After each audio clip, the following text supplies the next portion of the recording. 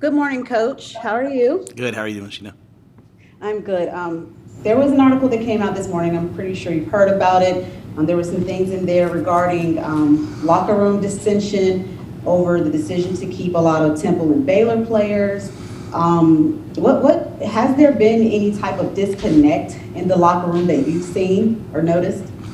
No, I've never noticed anything. I've never had anyone say anything to me. So it's hard for me to comment on anonymous sources and things like that. So I think we have a good locker room full of good guys. Working hard and from all different places. So I've never seen anything.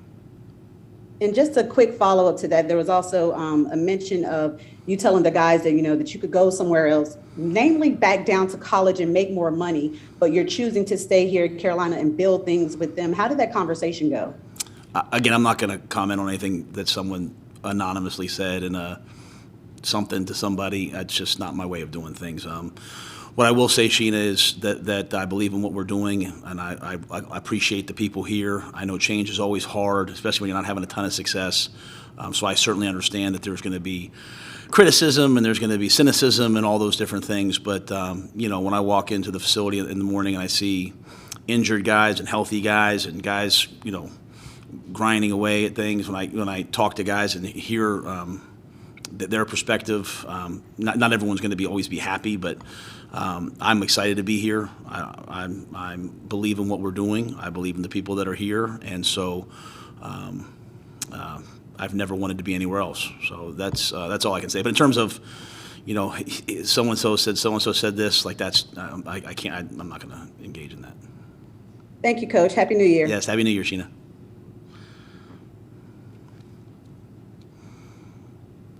Hey, Coach, what can you share right now in terms of how you're going to deal with some player replacements in terms of the COVID outbreak that you guys are dealing with? Well, Chris, obviously we got Rashawn Melvin back yesterday. Brandon Zylstra came back today. We're waiting on a couple other guys to test maybe later in this afternoon, maybe some other guys tomorrow. Now, obviously they will have gone a whole week without practice. So, we've kind of told the team all hands are on deck. Whoever's available has to be ready to play. We've had some guys practice on offense and on defense. It's kind of like throwback football.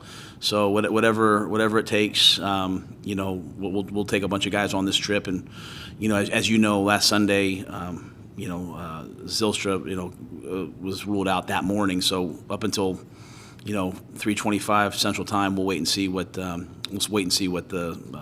situation is roster wise. And real quick, you had a lot of guys with growing this week. Is there anything in particular to make of that, or that you're trying to do to help eliminate that from happening, if possible? I just think it's a long season. A lot of Burris has had that groin since the beginning of the year. Guys like Jermaine and Justin and Champ. I mean, they've played a ton of football for us. They've been out there. Champ and Jermaine have been out there all year. So I think at this point in the year, guys are beat up, right? And this is the first 17 game season year. We had a hard training camp. It's been long. I just think that's just a natural wear and tear, and we're very forthright on our injury reports. So, but these guys have been trying to take care of their bodies for a long time, and like I said, Justin hurt that groin. I think it was Houston maybe. He's been dealing with it all year, and we're very grateful to him that he just every day comes out and tries to fight through it. I mean, he's a real professional. Thanks. Have a good New Year. Happy New Year. All right, let's go to Joe Person, followed by Jason Brown. Hey, Matt, saw where Cam Irving has a non-injury related designation now, as well as the calf. I wonder if you could expand on that. Yeah, he had a family matter that I excused him for. You still expect Christensen to start at left tackle? Yes. Hey, Matt, Happy New Year to you and yours and everyone with the Panthers. I know as you guys are dealing with, I guess, roster questions, I guess for lack of a better way of putting it, but with the Saints having, I guess, maybe more roster certainty, how has that maybe helped you and your staff as far as a game plan and preparing for New Orleans this week? Well, to your point, we know who's going to be out there. The problem is they're really good, the guys that are out there. I think probably most importantly, knowing that Taysom would be the quarterback, and all the different things that he brings just such a dynamic player. At least in our preparation, we can count on that. Had it been down to the wire, probably a little bit more. Hey, who are we focusing on defensively? I think all that being said, it's really been more a matter for us of how simple do we have to be, how limited do we have to be based upon who's available for us. We're trying to check on that as we go. Let's go to Jonathan Alexander, followed by Mike Solartek. Matt, I think Wednesday you said you weren't really sure how you use the quarterbacks yet. What is the plan there at quarterback? Is it a quarterback game, type of game? I don't think I said I wasn't sure. I think I just said, hey, we're just going to limit it the way we're saying it to, Sam's playing, Cam's ready. Beyond that, I'm not going to give too much away to New Orleans. We don't have much in the bag right now, Jonathan, in terms of, surprises. So, we have both guys ready, and they've been clearly communicated to, and obviously the flow of the game will also play out. And we're also, trying to get a third quarterback ready as well, because who knows what will happen the next 2 days. So very, very clear plan and directive, just more a matter of, not trying to give away too much. Okay, thank you. Yes, sir. Hey, Matt. Early Happy New Year to you and the staff and everybody. With the fact that as of yesterday you had 45 healthy bodies, what do you do in terms of like filling out to 53? I mean, there's not a chance that you'll go in less than 53, is there? And I'm not sure how all that works with practice squad guy call-ups and that sort of thing. Yeah, anybody that's on COVID, we can replace with practice squad elevation. So we get 48 active guys on game day, so we'll have 53 players on the roster as of tomorrow, and 48 guys will be suited up. Might be some overflow at some different positions. Really, it comes down to special teams. Just making sure we have enough guys that can, especially versus a great special teams unit like New Orleans, making sure we have enough guys who can play on the running special teams is important. So it's all very fluid right now. I spent part of my morning, sitting there and waiting for test results to come in to see who's available and who's not.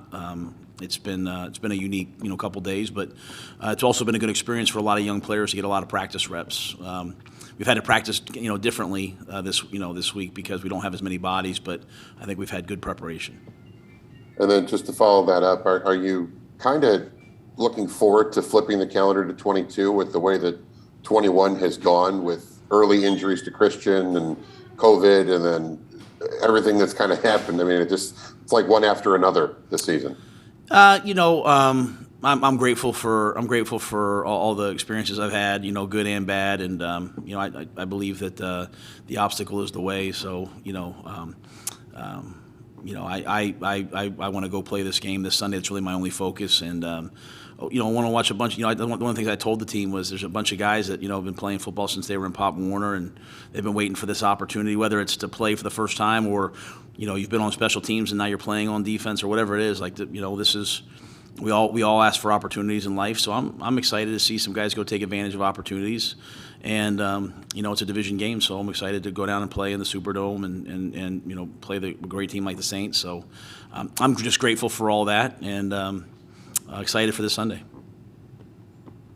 Thanks, Coach. Yes, sir. Happy New Year. All right. Let's wrap it up with Will Palachi. Matt, Happy New Year to you. How difficult is it to maintain a positive work atmosphere when comments like in that story that was referenced earlier are made about your program? I think in any organization, there's going to be guys that are disgruntled and upset. Again, I prefer to just deal with people who say things to me directly or have concerns. I have an open door policy. I have players talk to me all the time. They don't always like what I say. Living in a world of shadows and conversations, I can't do that. So when I walk into work, I think we have a good locker room. We have a great group of guys. I think, the fact that guys are fighting to play hard this week. I mean, I hate that it's being portrayed one way, because if you were in here, I think you'd see it a different way. But that's I can't worry about that. I have to just worry about me and my actions and who's here, and So I think obviously losing makes everything difficult, and no one's happy that we're losing. But I think guys do come in every day and they work hard and they have a good atmosphere with each other. I've seen nothing toxic at all. I think you probably just have to be on the inside to see it, though. Appreciate the answer. Thank you. Yeah, thanks, Will.